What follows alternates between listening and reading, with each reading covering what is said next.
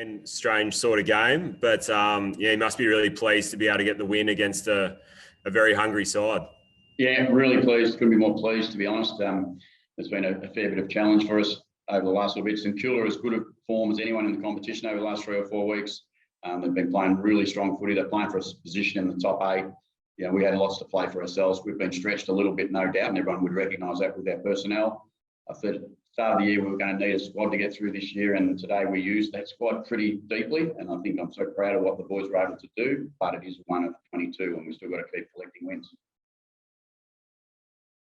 How pleasing was it to be able to contend with the challenge in that last quarter there? St Kilda was able to get in front and you're able to weather that challenge. Yeah, that's what the team's been about for 2 or 3 years, to be fair to them. They've been remarkably resilient. They've been tested in a number of ways. Today was the same. They've been tested. They had to fight back from an early deficit, got on top with contested ball. St Kilda, to their credit, with what they were playing for, come hard again and got a point in front, to the boys to keep at it and just keep working away. It was never going to be a pretty game, but it was just a great result for us. I know you said comes down to 22, Ken, but Ollie Wines' performance, what did you think of that? In pretty good form. He's done what he's done so I'm not sure I can remember Ollie having even an average game this year, to be fair to him. I think he's had an outstanding season. He's, we'll let other people decide how good that season's been, but for us, he's an outstanding part of our team. He's vice captain of our footy club along with Tom. I thought they led the team incredibly well all week. Ollie's performance on game day just keeps at a remarkably high level this year, and I hope it continues.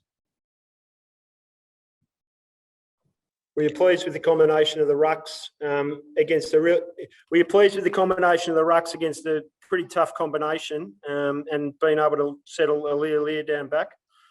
Yeah, no, we've been more than happy to have 2 rucks in the team at times. We've clearly done some different things at times to give us the right balance. Look, to be fair, the balance of the talls in our side today wasn't probably right, but we didn't have too many options to go to in that space. So we decided that, with the roof being on and the challenge of 2 rucks against our 2 rucks, we're confident that they'd be able to at least very much break even with the 2 boys that they played against. So, it's not the everyday play for us, but we'll work with what we have to as the season keeps going. Does that rank right up there with the Richmond win in terms of your best wins of the season, considering the personnel out and obviously the preparations, the fly in, fly out and everything you had to go through? Yeah, look, it's a really strong performance, but everyone in the competition this year has had great challenges. We've had a couple of those games where it's been in Adelaide and we've been on the right end of the stick, and today we had to do the travel. Everyone in their competition's remarkable with the way they're going about it. Yeah, it's a strong win, it's a strong performance. More about, I think, the quality of the opposition. I think the quality of the opposition and the position they put themselves in leading into this game. Take all the other factors in, put them all together. It's a pretty strong performance by our footy club. What did you happen to say to Charlie at 3/4 time? The cameras obviously saw you having a longer chat to him, and he obviously iced the game with a nice little sidestep. What did you happen to say to him?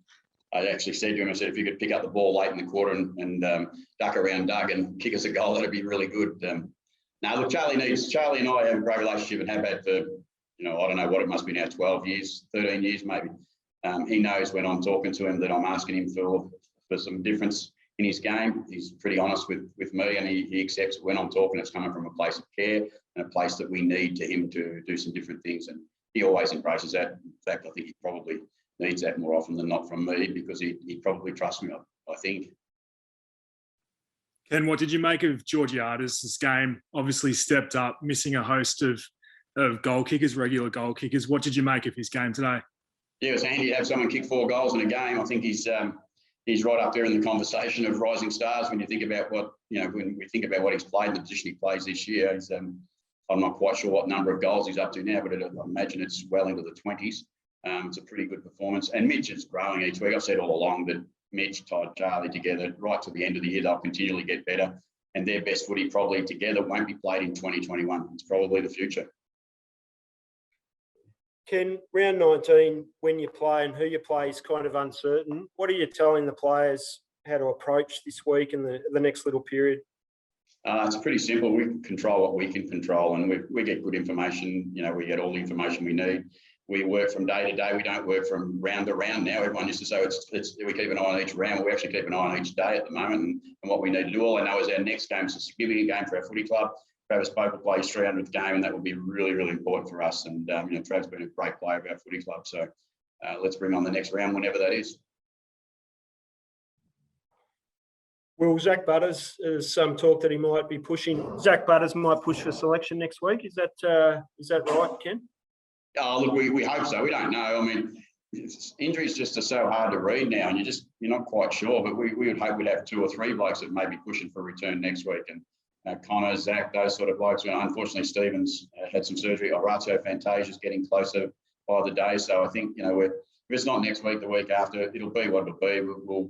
We'll be ready for them to come into the side when they're ready, but we need to make sure they're in great shape before we do that. Did your small forward curse strike again there at the end, and Boyd Woodcock cop an injury as well? Yeah, he did. He copped a significant blow in his quad, so he was in trouble from the second quarter, to be fair. And I'm big on making sure we use the sub the right way as best we possibly can. So by the end, Boyd was really struggling to run. It was we just had to make the call. And Jed in his first game, which is disappointing that his first game is a sub, but with our stocks of small forwards in the position they were, Jed got an opportunity. He was grateful for the chance and happy to be around. But yeah, Boyd unfortunately copped a pretty nasty cork. I would hope he'll be okay next week, but with our luck at the moment, I'm not sure with small forwards.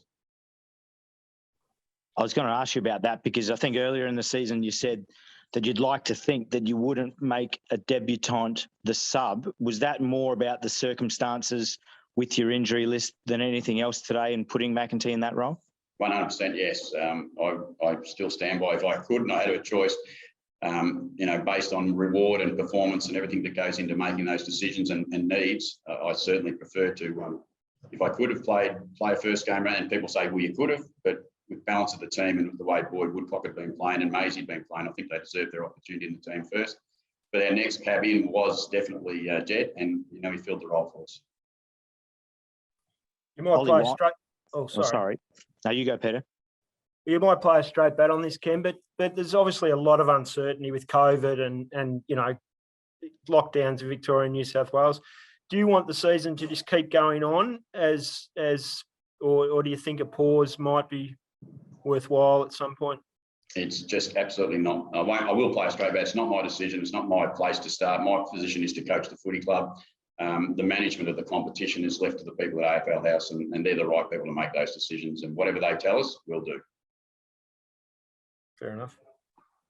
Obviously, been a lot of talk about Ollie Wines being in Brownlow or All-Australian form, but what about Karl Amon? What have you seen from him this year in terms of his development, and do you think he deserves an All-Australian gig if they're choosing pure wingman? I know he's added a bit of inside to his game as well.